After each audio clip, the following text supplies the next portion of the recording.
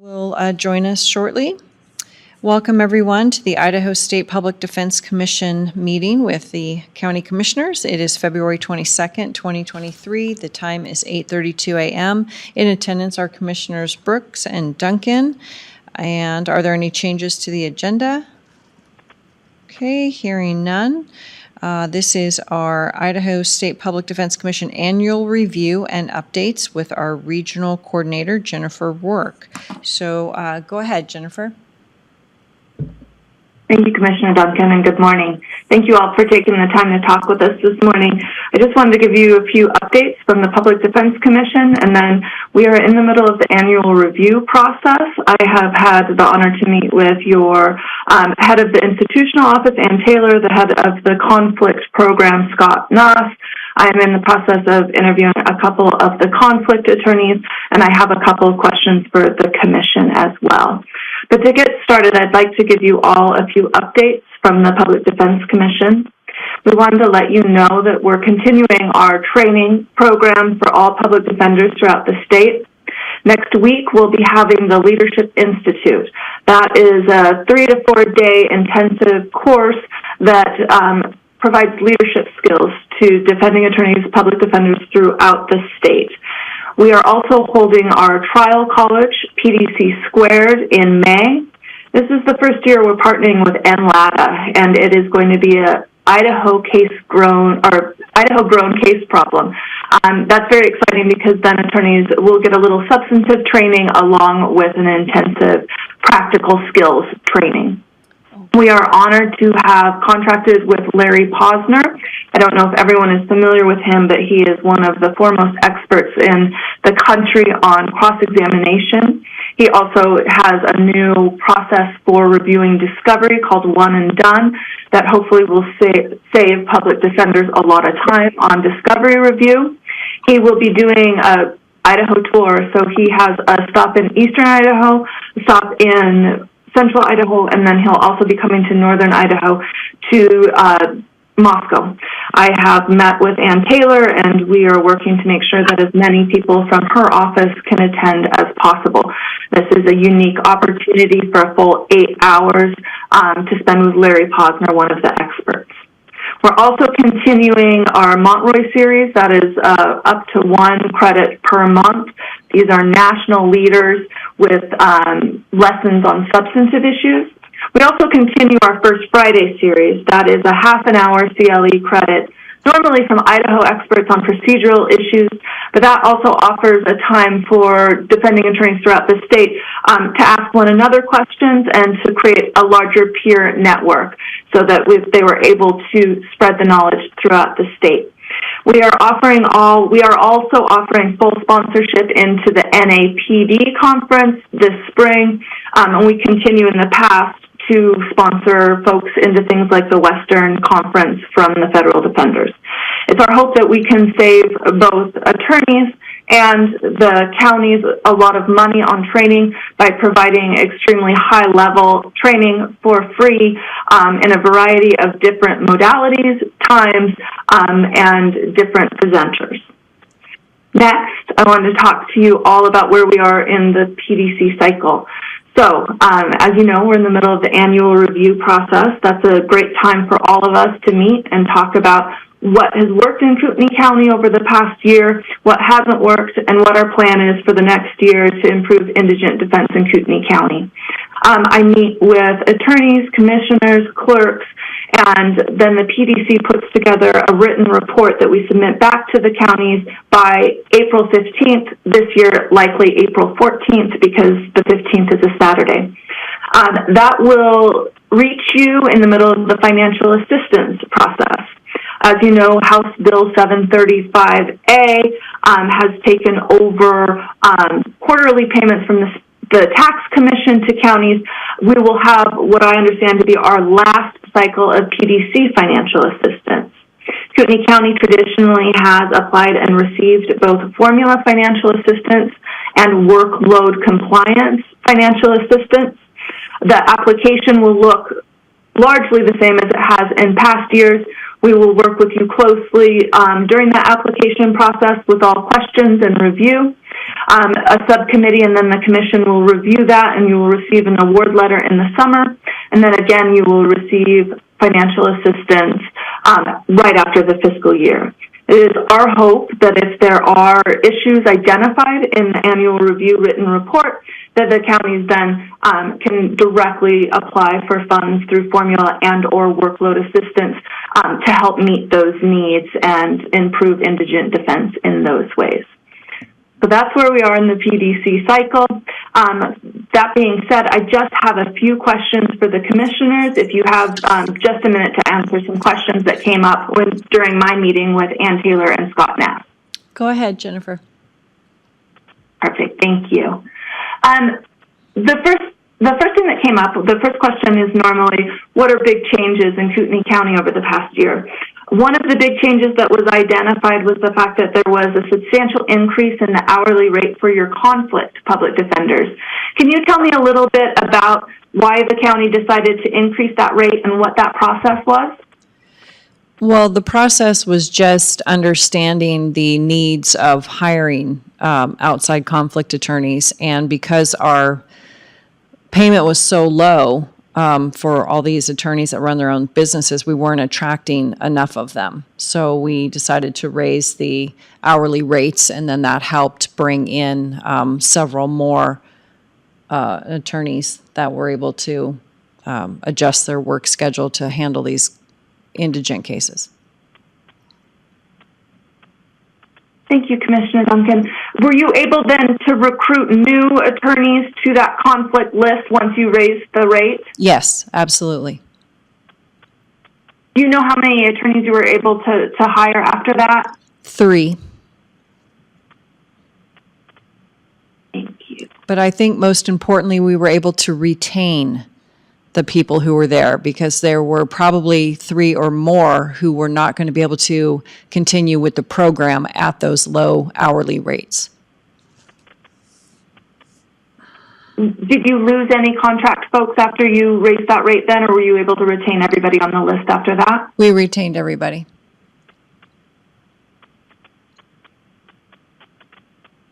Thank you.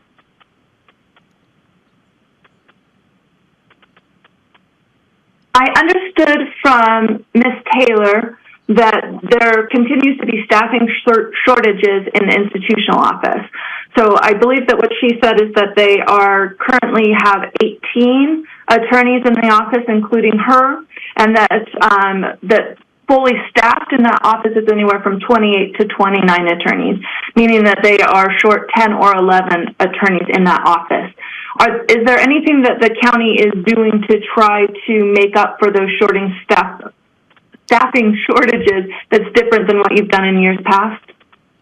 Not at this point. I mean, we're adjusting wages, through every budget season, but when the workload grant doesn't keep up with the wages, then it's very difficult for us to make some good strides. The other issue is the bodies just don't exist. We can't attract any attorneys from outside because we don't have housing for them. So it's really out of the hands of the commissioners at this point, unless we can somehow get a bunch of people into law school and find housing for them. And it's just kind of the way things are everywhere.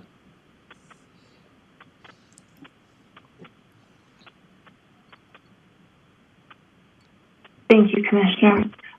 So the last thing that I wanted to discuss are caseload limits. I hopefully am able to share. I am. Commissioner Duncan, can I share the Kootenai County caseload numbers via Zoom? Sure. Thank you.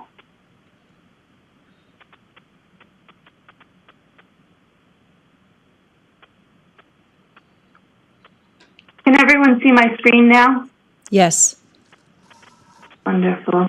So as you all know, the public defense rules that were passed by the legislature cap every public defender's caseload at 210 felony case equivalent. What we mean by that is we take all the different types of cases, juveniles, CPAs, misdemeanors, we turn them into a fraction of the felonies, and then when we add them all together, we say this is what it would equal if they were all felonies.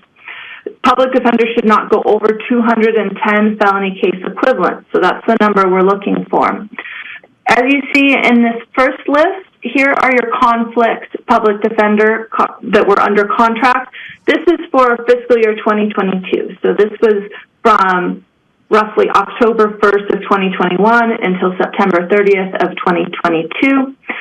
You only have one attorney on that list that was over his caseload limit, but he was significantly over his caseload limit at 325 felony case equivalents.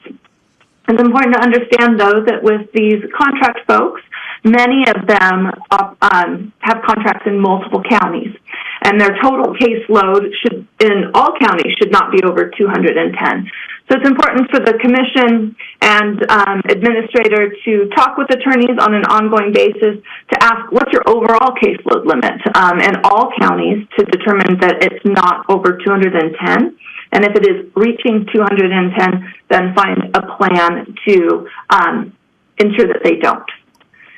In the institutional office, there is a very significant number of attorneys that are very substantially over their caseload limit. Adrian Fox is at 501.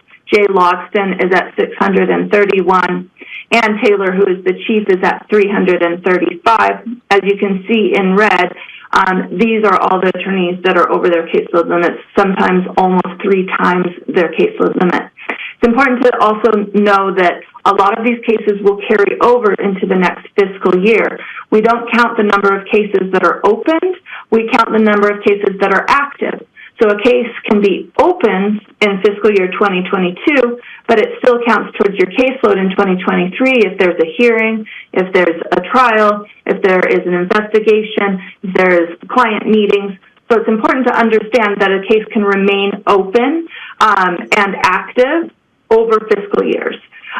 So the caseload limits have been a significant and serious concern for the past 2 years that I've been here. They continue to be a very significant concern this year. I can certainly email these numbers out to the commissioners if that's something that would be helpful and useful in working towards reducing those caseloads. Unless you can find me more bodies, I don't see how it's helpful. The other thing I take exception to is how those caseloads are attributed. I understand that some of them get double counted when they get transferred from one attorney to another. So, yeah, while I don't like to see those numbers, it's not really something that, first of all, is apples to apples, and second of all, is something that we can actively control. This is why we recruited so hard for the conflict attorneys, so that not just actual legal conflicts would be conflicted out, but caseload numbers, excuse me, would also be conflicted out to try to combat that problem. But yeah, there's not, I wish there was a better way to calculate the numbers so they didn't look so inflated on some of these people. But that's just kind of the nature of how it's done. And if I could just clarify, Commissioner, if an attorney works on a case, that is part of their caseload. And so we're not looking at county-wide numbers here. We have county numbers. There is a separate section in Section 1 of the Defending Attorney Annual Report, so we can look at the office overall, and that actually does not include cases that have been transferred from one attorney to another, but it certainly does impact an attorney's caseload and their workload if they take over a case from somebody that has left. As you know, there has been significant turnover in the institutional office. There have been cases that have been transferred from attorney to attorney, but those contribute to their workload, but we do separate those cases out when we're looking at the county-wide caseload, if that makes sense. Okay. And I can certainly, would it be helpful if I emailed these numbers so that you have them for fiscal year 2022? Sure. I will do so. Commissioners, that's everything that I have for you, but I would be happy to discuss anything if anyone has any questions, or if there's anything that we can do to help improve indigent defense, I would be happy to discuss anything. Okay, I'm going to actually open it up to Ann Taylor. Ann, did you have any thoughts or anything you wanted to add this morning? Good morning, commissioners, and Jennifer and Tammy, and Bill, I think, is on here today too. I think the only thing I would add would have to do with our caseloads. We actively are recruiting for more attorneys. The commissioners did raise the wages, which that's helped. We've attracted people just out of law school, but we have to wait for them to take the bar and pass the bar and be sworn in. So we continue to work at that. We work with U of I, we work with Gonzaga Law to do career fairs and try to recruit that way. We recruit interns so that we can try to sell them on public defense and they'll want to come here. But I don't know what we're supposed to do when we're assigned cases. Somebody has to represent them. We can't just leave them unrepresented because we have a lot of cases. We do conflict out for excessive caseloads as well. I do that on a regular basis by watching my case assignments. I assign all the cases that come in, and so I know how many cases people are getting during a week's worth of assignments. So I rotate them out in that fashion. I don't know if more money would make a difference. It's just a tough area, but I do know the commissioners actively try to make our wages competitive so we can attract people. Thank you, Ann. Bill, did you have any questions or comments?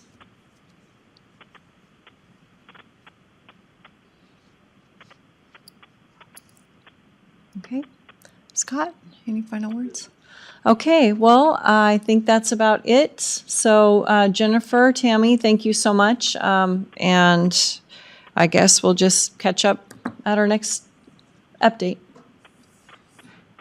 Thank you so much, Commissioner Duncan and Commissioner Brooks, Ms. Taylor and Mr. Knopf. It's always a pleasure to meet with you all, and I will see you next quarter to discuss any updates. But in the meantime, if there are any resources or we can be helpful in any way, please give me a call or email me at any time. We will. Thank you so much.